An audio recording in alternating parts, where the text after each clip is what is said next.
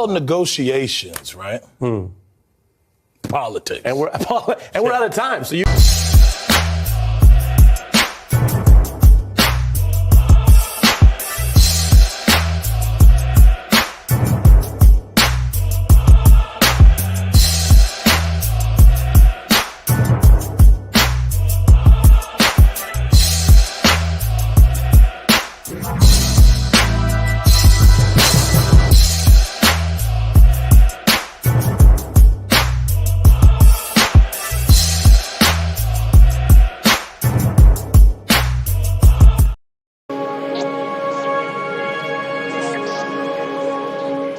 Well, negotiations, right?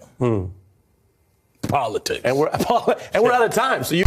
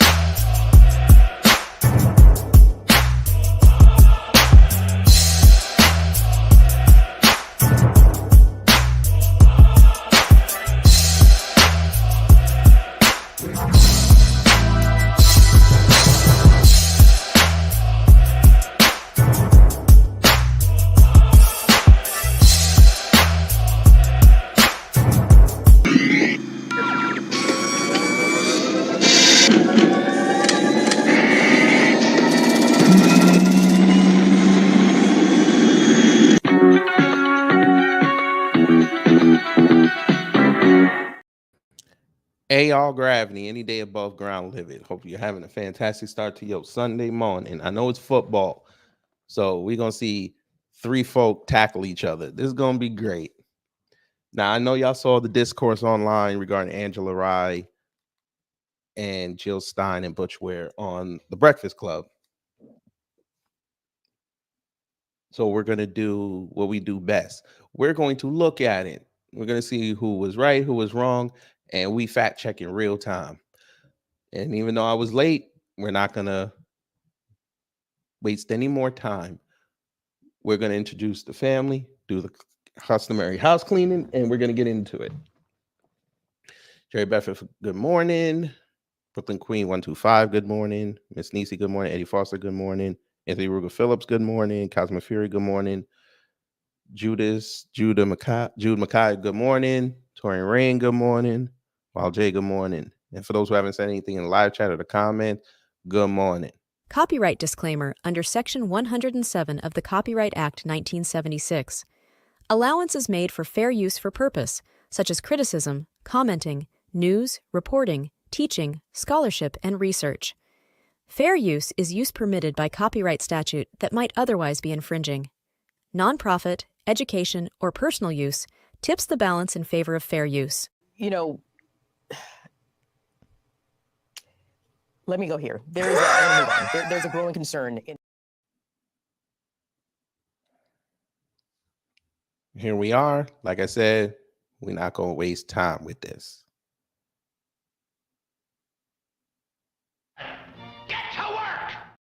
Hilarious, Charlamagne the Guy. We are the Breakfast Club. Lauren LaRosa's filling in for Jess, and we have our sister Angela Rye with us this morning, helping us out. Hello. And we got some special guests joining us. We have Dr. Jill Stein, welcome, Hello. and Dr. Butch Ware. Good Welcome. morning. Yes, sir. Good morning. Morning. We in the building. Y'all are the Green Party presidential candidate and running mate. Tell the people, what is the Green Party and how are they different from the Democrats and the Republicans? Well, for one thing, we don't take money from billionaires and bankers and APAC and Wall Street and the war machine. So we're a people-powered party. That's what makes us totally different. That's what liberates us to actually tell it like it is and to stand up and fight for the people, for the healthcare that we need as a human right, for the housing that we need, because half of America right now, half of all renters are struggling to keep a roof over their heads. That's not a surprise, I'm sure, to the listeners on this program. 87 million people don't have the healthcare that we need. Our schools are in crisis. We got 44 million people carrying student debt and a climate crisis. Yet we're spending half of our congressional dollars on the endless war machine, bringing us the likes of the genocide in Gaza and beyond. We got 3, nuclear wars in the making right now. This is where our dollars are going. It's half of our congressional budget. It's $12,000 on average per household in America to keep this endless war machine going right now. Yet we have such urgent and dire needs, especially among communities of color and African Americans. We've got really critical needs that we need to be meeting. And that's what the Green Party is about, actually fighting for people, planet, and peace over profit. What would you say to people that feel like the Green Party is really taking votes away from Democrats and it's a disruptor? A lot of people, especially a lot of older people, when you talk about other parties outside of Republicans and Democrats, they say, oh, all they're doing is being disrupting. They're just taking the votes away from other parties. What are your thoughts on that? So that's Y'all are stupid. How do you know? Most of y'all don't even know what okay. Envy, most people don't even know the Green Party exists. The only thing, and he knows this, and he's playing stupid to the audience. They say independent voters are the ones that are taking away the votes from the Democrat Party because they don't know how we're going to vote. You've heard it all before. If you're independent, that means it's a vote for Donald Trump. What the hell? Okay, fine. All right. Keep going, Envy. We already know where this is going to go. kind of the propaganda of the power machine that wants you to stay in your place, basically, and to think that resistance is futile and think that you don't own your vote. I mean, who owns your vote? Politicians have to earn your vote. They don't own it. And that's the question. Are they earning your vote? You know, when you actually look at our condition, people are facing a crisis really in every dimension of our lives, and it's not getting better, yet our resources are being squandered. 68% of Americans want an immediate ceasefire and an end to the genocide. 68%. Yet you can hardly get a single vote on that behalf in Congress, and you're getting a standing ovation per minute for that war criminal Netanyahu, you know, who is carrying out this genocide, which could be ended with a simple phone call from the president, just like Reagan did, just like Eisenhower did before him. The U.S. is in charge. This is our genocide going on right now, and don't let them talk you into voting for genocide. If you vote for genocide, you're endorsing it, you're enabling it. We can stop it. We actually have the power. And I'll just quote two people, Frederick Douglass, who said, power concedes nothing without a demand. The empire is trying to talk you out of your demand right now, but we have that demand. We have the numbers to make the demand. We got the solutions. We've got a system. We have an analysis which actually works. And we got to stand up and make that demand. They're trying to shame you and blame you out of making that demand that belongs to us. Our vote is our power in a democracy. Don't let them talk you out of it. And the second thing is Alice Walker, the novelist and poet, who said the biggest way people give up power is by not knowing we have it to start with. We got the power. If you look at the numbers, if you look at the values, if you look at the solutions that are out there, they're out there really waiting for us to stand up and demand them. And if we don't, you know, that's at our peril. It's not just that we're making a mess out of the world. You know, we've committed some like 80 regime change operations since the Second World War. What's going on in Gaza is it's like a microcosm. It's like a symbol of empire and colonialism kind of run amok, but it's not the only place. You know, I mean, we've been rolling out slow motion genocides all over the world for quite some time. And, you know, this is catching up to us. We are no longer the dominant power around the world. Power is shifting. We need to shift with it. We can no longer be giving marching orders to the rest of the world. We need to stand up like an adult and be part of a global community and a shared power structure. And if you can just tag me in right here, Jill, I'll go back to the first question, right? How is it different? So when I was evaluating, got called onto the ticket 3 weeks ago, okay? And I had done an Instagram live with Dr. Jill Stein. And I asked her a couple of questions. I had just posted a reel where Kamala Harris had been asked about reparations. Kamala Harris. Okay, Kamala Harris had been Doesn't matter. Doesn't matter. Everybody pronounces their name wrong at this point. It doesn't matter, but whatever. Okay. posted a reel about reparations. I posted a reel where she was talking about it. She was asked, and she, you know, sort of went around for about 90 seconds, and then she ended by saying, "I will never do anything that only helps Black people." In other words, it was a rising tide lift all boats. We're gonna have social policies and stuff that helps Black folks by default. So I asked Dr. Jill in the interview, what's your position on reparations? And she said they behave as though it's incalculable, but it has been calculated by specialists many times. It's between $10 and $13 trillion US, and I'm in favor of payments, cash payments to the descendants of the enslaved. So let's have my attention with that, right? The second point is I said, well, we know that you have been at the forefront of the struggle for Palestinian liberation, and as an anti-Zionist Jewish white woman, that is a powerful statement, especially seeing you get arrested at, you know, pro-Palestine, you know, rally. So I know where you stand on Gaza, and we wouldn't be talking if you didn't stand in that place. This was before I was on the ticket. I said, what's your overall vision of foreign policy? And she said, to dismantle the American empire. And I said, yeah, and you better hurry up quick and do it before somebody do it for you.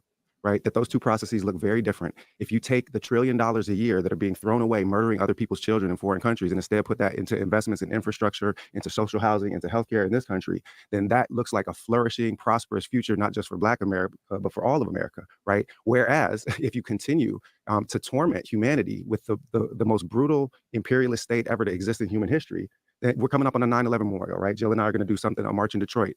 Well, what did Malcolm say about chickens coming home to roost? If we keep exporting this violence all over the globe, then it is going to keep coming right back here to our homes. And that's something that doesn't just concern Black and brown folk. That's something that concerns all folk.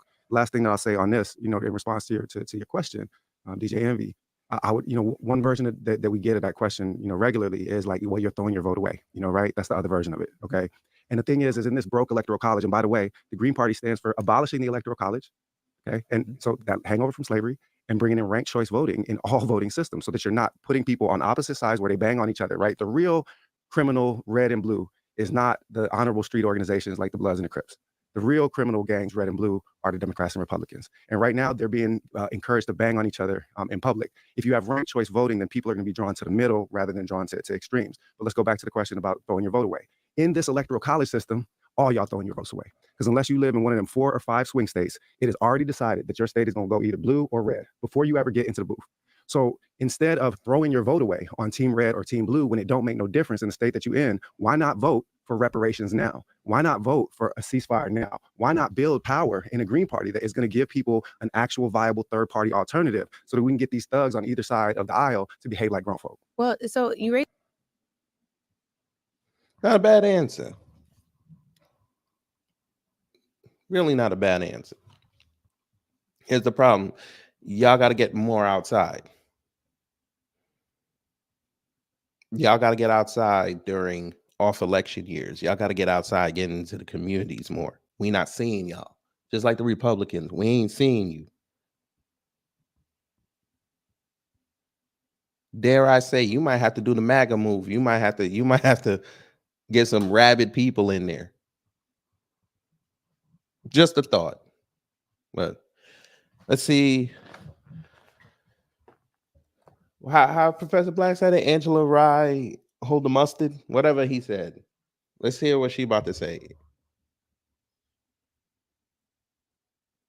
Raise an interesting point around throwing your vote away, and there's actually numbers on that. Dr. Stein, you raised over $7.3 million for a recount in 2016, a recount of votes that probably actually do matter.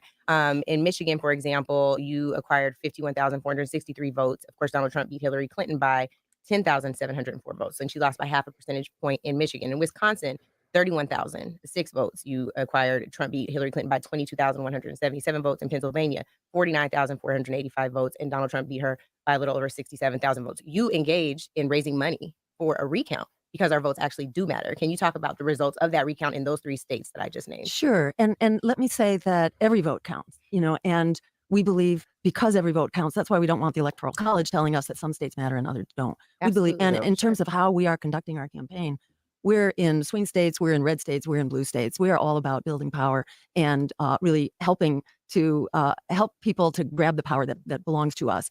The fallacy there, which is what, the Democrats in particular harp on, and it's not true.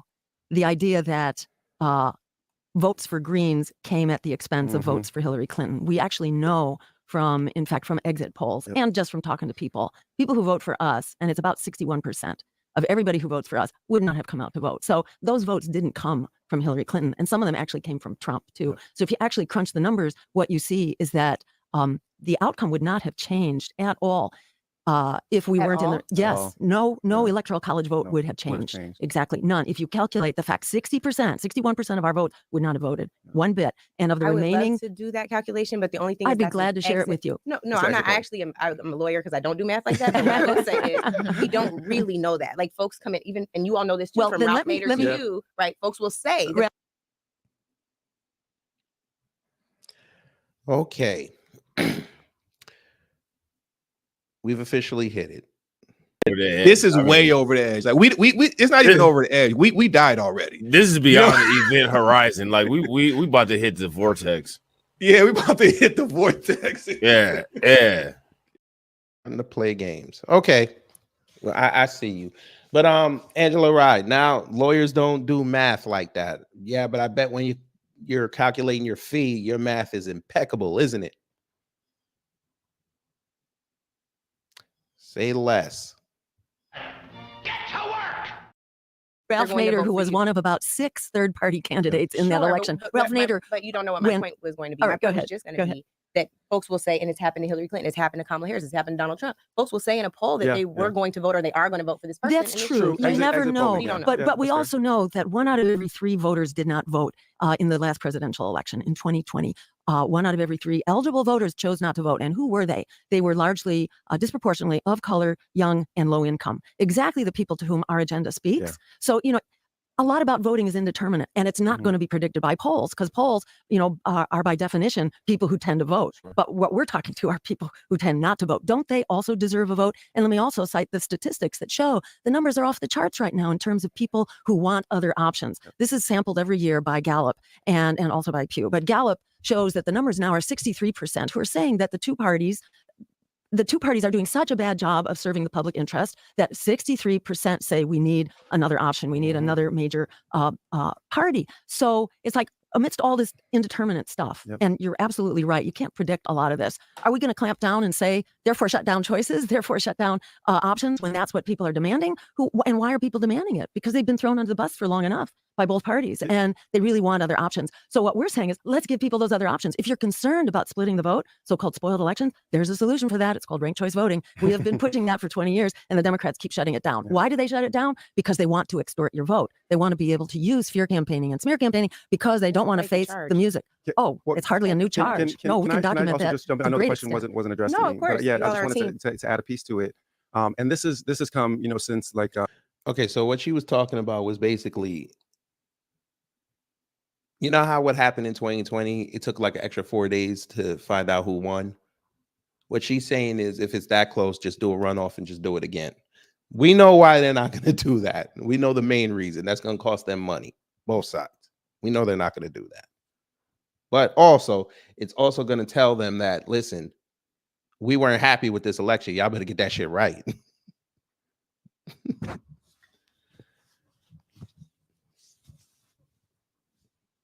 Plus, like she said, with the ranking system, boy, everybody gonna be sitting there in court trying to get their man or their woman, in this case, up on the top level, so they'll have more visibility. Because we know how people are. They're very visceral. If they see the first name on there, they're more inclined to look at that name. Great, Bustelo. You want to shut down the electoral college? Come up with a better solution.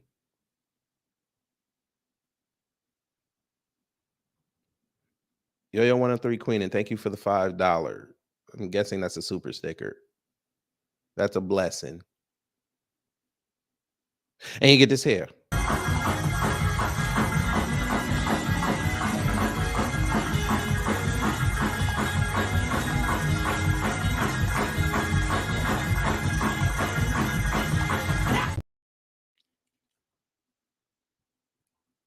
All right, let's get back into it. I joined the campaign, reached out to colleagues. Dalia Mugahed, key researcher at ISPU, Institute for Social Policy and Understanding.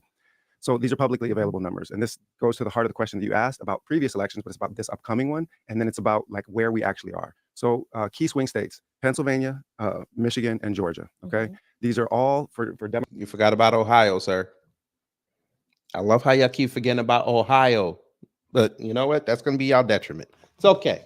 Keep forgetting about Ohio, especially what happened. I know this was days before what happened with the migrant crisis, or lack thereof. People in Ohio are pissed off at the government. Okay. demographic purposes, essentially the same state. Similar proportion of African Americans, similar proportion of Muslims. There's little differences in the way that they're comprised, but specifically for the Muslim and Black populations, these are very similar states. We're not gonna start doing this. Let's keep both demographics separate. We're not gonna do Muslim and Black. We're not doing that. You're starting to waver, sir. I'm watching you. You're starting to waver. So in 2020, Joe Biden received 65% of the Muslim vote in those states. And Joe Biden would not have won any of those states without getting that big majority amongst the Muslim vote, okay? January 2024, 12% of the vote, according to polling. According to polling. Why? From 65% to 12%, okay? And the polling Tell 'em says why. Gaza, right? So 80% of the people that have bailed said that Gaza is the reason. Even if that's for people that were Trump voters, that's for people that were Biden voters. The Muslim community has already been lost and is not coming back. And the thing is that in those swing states, you are never getting the Muslim vote back, which means, in point of fact, if we know this, then the Democrats have for sure known this. They are not winning any of those swing states without those Muslim voters. You don't think they're going to show up in November? Impossible. Dead man walking, bro. Like, I'm serious. It is a zombie. Well, they will show, but right now they're looking like they're going to be voting for us. So that's the point. Yeah. So Dahlia pointed this out. So that's what they're showing, is that it's upwards of 70% of those that are walking away from the Democratic Party are walking towards third party candidates. So in point of fact, only about 5%, 8%.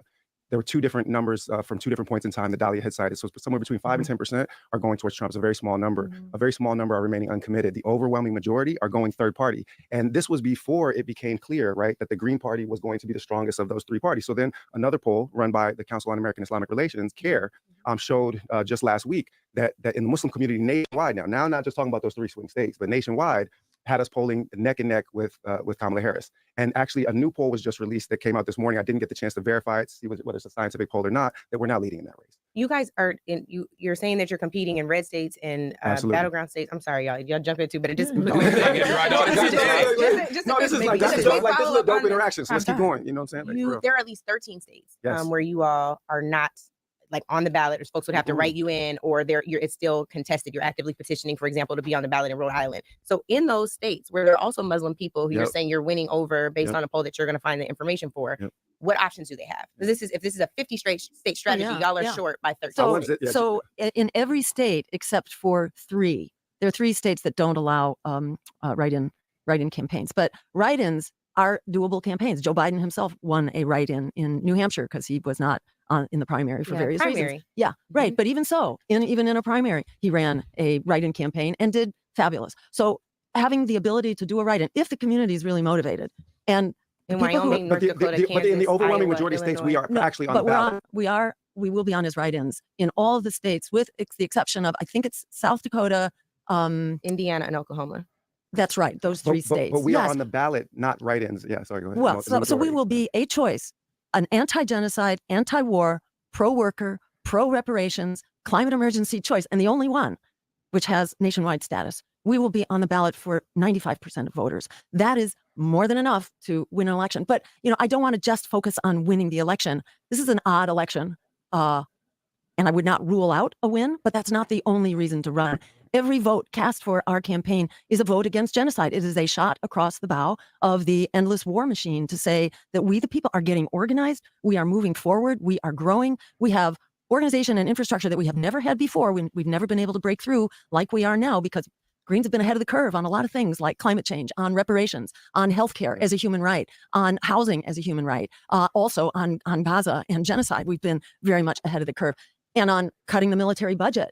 We're spending as much as the next 10 major military budgets around the world right now. We're more than all 10 of them put together. We can cut our military budget, which is not benefiting us here in America, and put those dollars into what we critically need right here and right now. We need to be raising the floor for schools across the country. Why should the quality of your school depend on luxury housing in your community? Schools should not depend only on property taxes from housing. The federal government should be. So why aren't y'all going and saying we want to recertify high schools and middle schools, which would bring added money into the community without putting in those quote unquote luxury houses?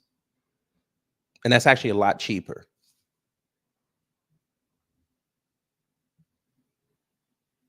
It's actually a lot cheaper, and you get more community involvement. This is why I don't like screwing with these political entities and these political affiliations, because there's so many simple solutions to fix everything. They don't want to do it because it would empower the people. And then once you empower the people, then you'll be rendered obsolete. I understand that you lose your job, but you will be in the footnote of history. I kind of would like, since you want to play we're the people's party and you want to focus on the cheering, go out there and say, listen, as the Green Party, I believe, even though we are in favor of reparations, I believe we should also be in favor of recertifying high school and middle schools around the country. Since you guys want to stop these monopolies in every various form because it's all big money and all this, why don't y'all come out and say that? But we know why you won't say it. We know why. But you know.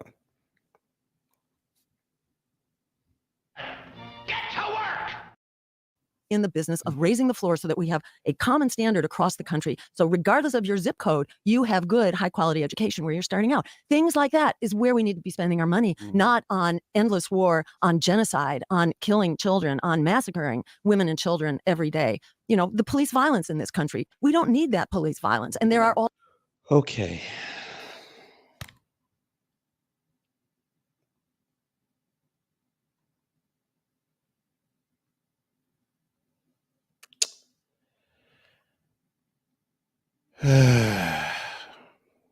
Y'all know what to do. I'm not dealing with this morning. You can go pull this bullshit somewhere else. I'm not doing this to who got the wrench. I'm not even. No.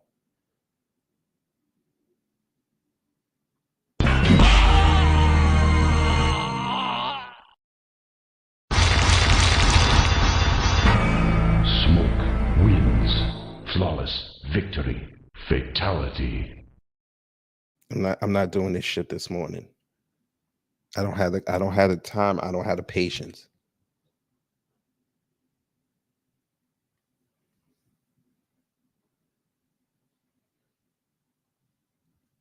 This shit is serious, and this is why you motherfuckers get killed every day. I'm gonna just say it. This is why y'all get killed every day. Your ignorance.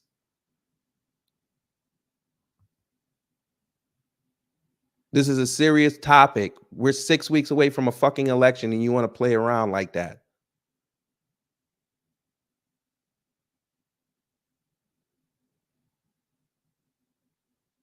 That's why I say y'all don't care about your damn kids. You got yours. You sending them out there to go get slaughtered. Then you want to come up here and cry to us. You can kiss my ass.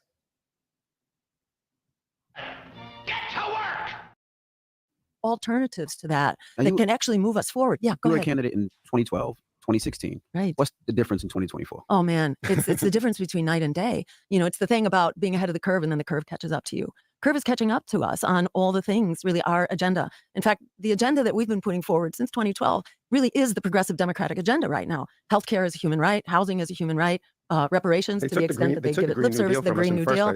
Yeah, It sounds like what cutting you the want to military happen budget. if you're not planning to win an election. and Who you're said we saying- wasn't planning to Well, win? what I heard, so No, maybe no, I'm maybe- saying it's not the only. Exactly. It's not Okay, the so only. it's hard to understand. Yeah. the As a racist candidate, to hear that from a candidate, it kind of gives like, well, why are you here then? It does sound like You might as well y'all join are up okay with with a the No, team. may I go in on this, please? Because I would not have joined this campaign. I would not have come out of prestigious position in the academy and organizing if I didn't think that we had a chance to win this fight. Look, I'm converted to Islam after reading the autobiography of Malcolm X at age 15. Malcolm brought me into knowledge of self, brought me to Islam, schooled me on the Black radical tradition. I've been teaching and building this community. I speak fluent Wolof, lived in West Africa for years. I got a good life, and I'm not coming out of that in order to play no spoiler. So I was raised in that Black Muslim tradition, and just like Muhammad Ali, I came in because I believe we have a chance to shock the world. And I know that the deck is stacked against us, but this right here is part of our strategy, right? Because what happens is that when people hear this agenda and understand that we're talking about erasing the generational wealth gap now, right? Having a bunch of Black Wall Streets and new Tulsas that we can establish. I just told you how to do it.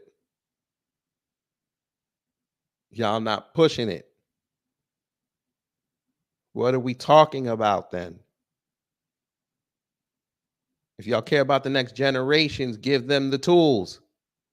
And it ain't college. Again, I'm not knocking college, but it ain't for everybody. Y'all want these migrants not to get those good, cushy jobs? Do some It's going to cost you a few $1 billion to start a pilot program to recertify schools. Your return on investment is going to be endless and fruitful.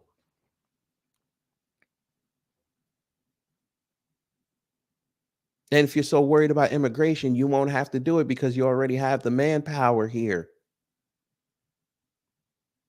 Maybe in 2 generations, you shut down H-1B visas. Maybe you set up a system where you're going to have to prove that you are worthy of coming here for work. I don't know.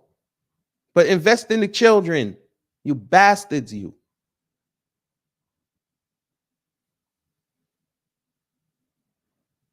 No, I see what you're saying, Tori. No, I'm gonna let him ride because we're gonna watch him. This probably Angela Rye's law firm. We get to work. Ain't y'all got some briefs to type up? Oh, I get it. It's too real for you. Bring the BS. You get to the pit too. Now, not another 100 years, not going with your hands out to the Democrats, like Malcolm said, where they, treat you like a political chump. You put them first, they put you last, as Malcolm said. We erase that in this generation. We build black businesses, Black Wall Street, and they can't burn it down this time. So by appearing in a forum like this, what is going to happen is we're going to get on the debate they did. And when this woman goes up on the debate stage, exactly. Well, I'm sure they cut it. I'm sure they did. Why wouldn't they cut it? Of course they did. They mad at me. They mad at me. Are we back? I'm sure I'm not. It's actually there. I'm shocked. They actually gave it back to me and I didn't even do nothing. Okay. I play with you. Let's try this.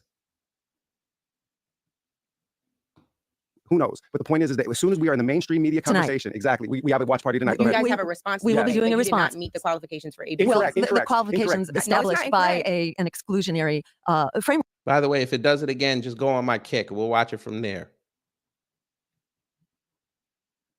Whose goal is to silence and throw off the ballot options for voters. Threshold for you to be polling at least 15%. Well, before that, there wasn't a 15% threshold. When this was run, when it was run by the League of Women Voters, before it was hijacked by the private corporations of the Democratic and Republican parties, before they were in charge, it was whether or not you actually were going to be a choice for enough voters across the country that you could potentially win the election. So we have satisfied that criterion, the basic criteria. I mean, as a voter, because polls are self-fulfilling. They are self-fulfilling prophecies. If you're in the poll, as determined by whatever private polling agency, if you are in the polls, people are going to know about you. If you're not even being polled, people won't know. They do not predict outcomes; they produce them. And if people are saying, if people are screaming for other choices, don't they have a right to hear those other choices? I think they do, but I think that what you have are people that need a certain level of validity to the campaign. You will not hear Donald Trump or Kamala Harris tonight on this debate stage saying, "Hey, it's not just about us winning. Winning is everything." Even if we want to say, "Hey, this shouldn't be a binary choice." I grew up also raised by an activist. My dad brought home the picture of all of the parties in South Africa. A multi-party democracy is great. That's not what we have. We have a binary choice between. Well, you may say so, but the American it's not in the Constitution. The American people don't want that. The American people are explicitly on records in absolutely unprecedented numbers saying we want other choices. And not only do people want other choices, they want to hear other choices. I do believe in a third party. I think we need other options, but it does seem like you all have a lot more smoke for the Democrats. Cool. It did it again. All right. Go over the kick. Go over the kick, and then we can play it regular. They don't like it. Hey, Breakfast Club, you don't like me talking like that. Okay. Bring me on there with Angela Rye then. He really ain't going to like me. I'll cuss her. I ain't going to cuss her. I'm just going to hit her with facts. But it's okay. It's okay. Tommy Dorsey, thank you for becoming a member. That's a blessing. Tammy, I'm sorry. It's early. It's okay. Just go on over to Kick, family. That's a blessing. And you get this hit.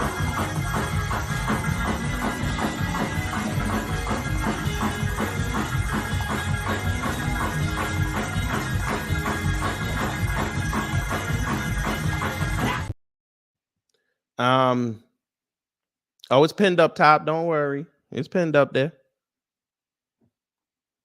Soul Survivor, thank you for the $5 super chat. You said, welcome back. Justice for KB. KGB. You know they don't like me. That's why they only give me one subscriber a day. They don't like me. But that's a blessing. Thank you so much. And you get this here.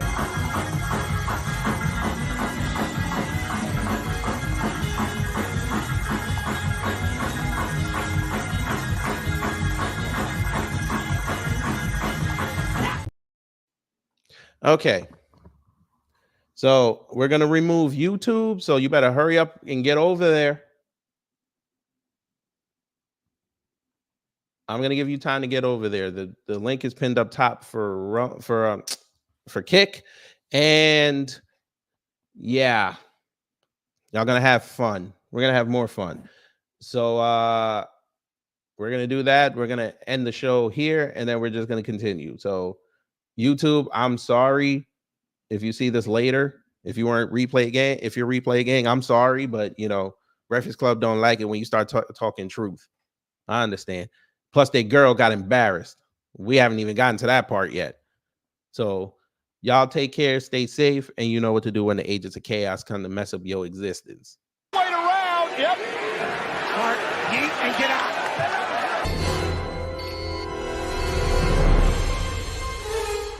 Time's up. But did we have a good time here? Hello?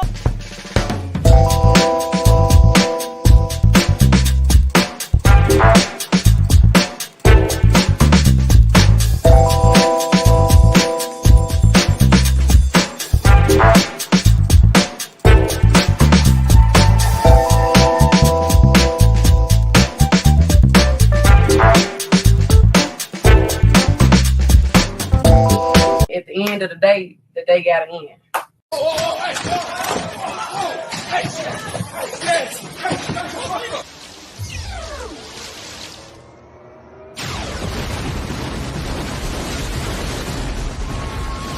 Get your money up, not your funny up. Big fucking move. That's it.